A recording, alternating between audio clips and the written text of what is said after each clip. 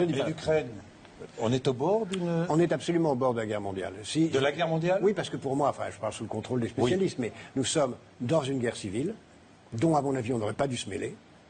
Une guerre civile entre les Russes pro-russes et les Russes différents qui sont en Ukraine, une partie des Ukrainiens. Et cette guerre civile peut, si on s'y laisse entraîner, conduire à une guerre mondiale. Absolument. Nathalie nous dit la solution c'est le gouvernement mondial, la Banque centrale mondiale.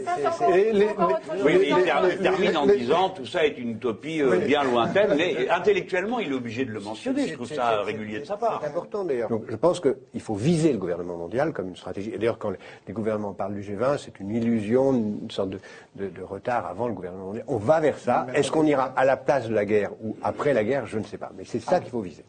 Mais en fait, l'autre situation idéale, c'est une ville qui soit en quelque sorte la capitale planétaire d'un univers. On peut imaginer un gouvernement mondial à Jérusalem, même si on peut imaginer, rêver d'un Jérusalem devenant capitale de la planète, qui sera un jour unifié autour d'un gouvernement mondial. C'est un joli lieu pour un gouvernement mondial.